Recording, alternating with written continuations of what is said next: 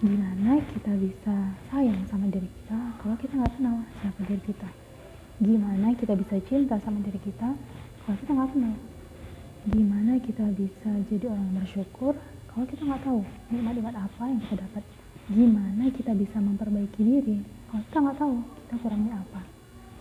Nah, di video kali ini aku mau ngajak teman-teman untuk kita bisa mengenal diri dengan menulis. Menulis apa aja? Kita tuangkan ide kita, pikiran kita, perasaan kita. Yang jelas medianya itu adalah yang kemudian bisa menyimpan atau merekam apa yang kita tulis tadi. Jadi untuk kemudian kita bisa baca ulang dan analisa untuk kita kenal siapa diri kita. Karena kita perlu punya hubungan yang baik dengan diri kita. Untuk kemudian kita juga punya hubungan yang baik dengan orang-orang. Pada akhirnya, man arafa nafsah, arafa rabbah. Orang yang kenal dirinya, kenal Tuhannya. Kita ingin benar-benar menjadi hamba Allah yang sebenarnya gitu, hamba Allah yang emang Allah inginkan. Jadi kita memerankan setiap peran kita itu dengan baik, peran sebagai hamba Allah, peran sebagai anak, sebagai orang tua, sebagai kakak atau adik, sebagai teman, sebagai guru, sebagai apapun profesi kita ingin berperan dengan baik karena kita ingin hidup yang baik gitu. Nah, dan itu semua dimulai dengan kita mengenal diri kita.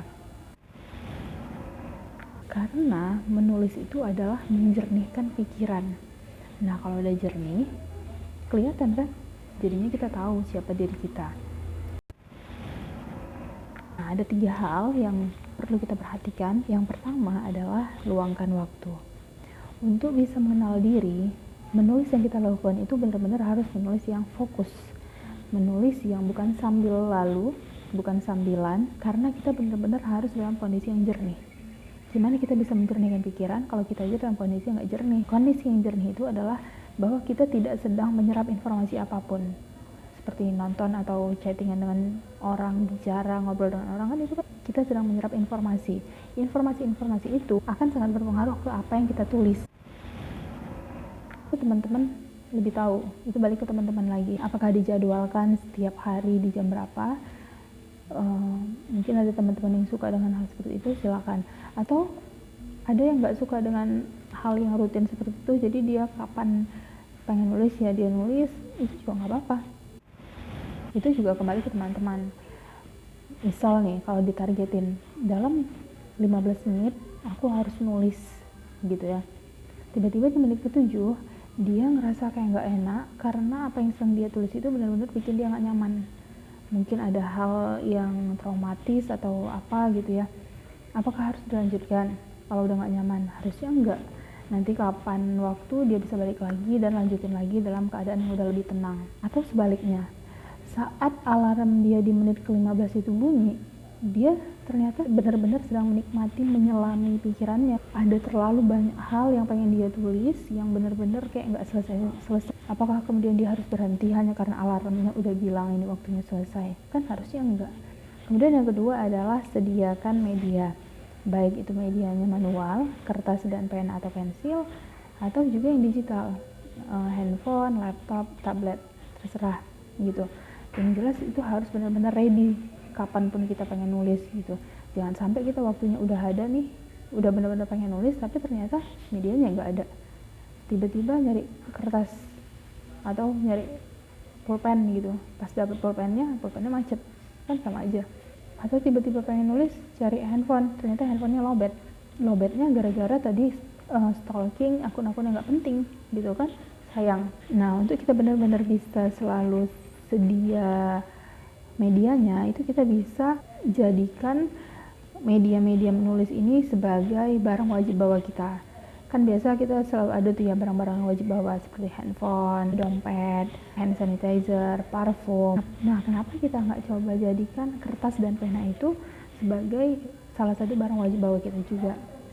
Kalaupun ada yang lebih suka nulisnya itu di handphone, ya nggak apa-apa.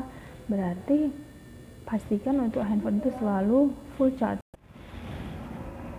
Saya pribadi, saya lebih suka pakai yang manual. Sepengalaman saya, ada banyak ekspresi yang nggak sampaikan dengan jelas kalau kita pengennya yang digital. Misalnya saat kita menulis, kita pengen menghapus satu kata, entah itu dengan satu garis atau dengan banyak garis zigzag atau dengan garis yang disilang-silang sampai satu kata itu kehapus gitu, nggak kelihatan lagi.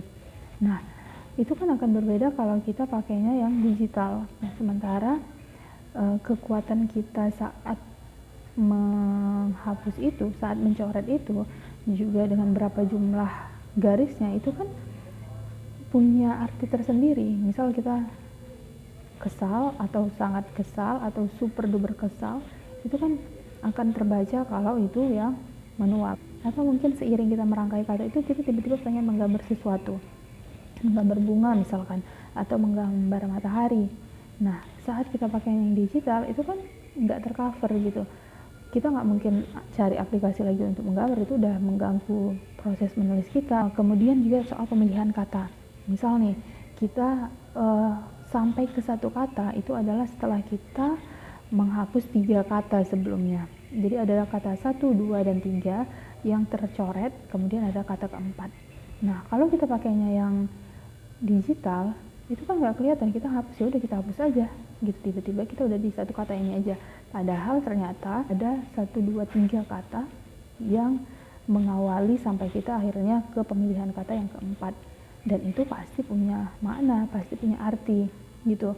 Jadi misalkan ada satu kata yang tiba-tiba pertama kali keluar dari pikiran kita ngerasa aduh ini kok kayaknya nggak nyaman ya pakai kata ini, kita pindah ke kata kedua sampai kata ketiga atau keempat gitu.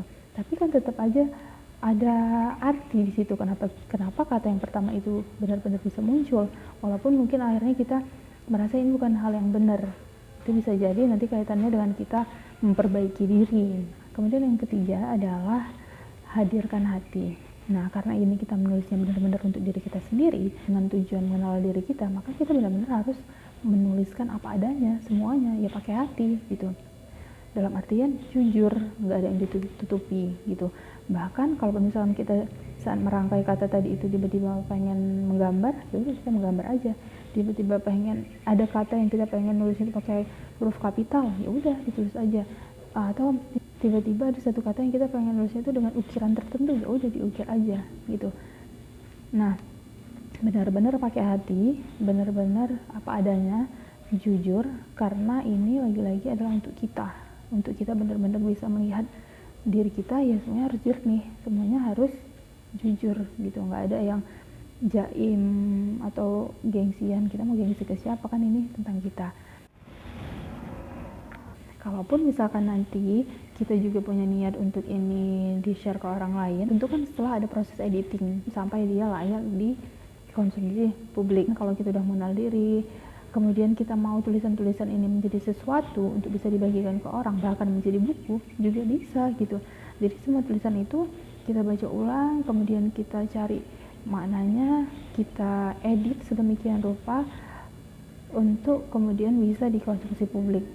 Jadilah dia sebuah karya, insya Allah karya besar. Oke, jadi yang paling penting itu adalah kita menulisnya dari hati. Seperti disampaikan oleh banyak orang, saya sampai nggak tahu ini sebenarnya kalimat ini hadirnya dari siapa. Menulislah dari hati, maka ia akan sampai ke hati. Nah, ini kan kalau kita nulisnya untuk orang lain. Nah, kalau kita nulisnya untuk diri kita sendiri, maka ini kata saya ya, selamilah pikiranmu, lalu petakan lewat tulisan. Dengan begitu, kau akan tahu siapa dirimu. Nah, yang lebih penting lagi adalah seperti yang disebutkan dalam pepatah Arab. Man arafa nafsah, arafa rabbah. Siapa yang mengenal dirinya, maka ia mengenal Tuhannya. Kita kenal diri kita kenal Tuhan kita, jadi kita tahu tujuan kita diciptakan. Untuk kemudian kita bisa benar-benar hidup dengan sebaik-baiknya, berperan dengan sebenar-benarnya, memfungsikan diri kita sebagai manusia dengan sebaik-baiknya. Oke, terima kasih untuk atensi teman-teman. Semoga bermanfaat ya.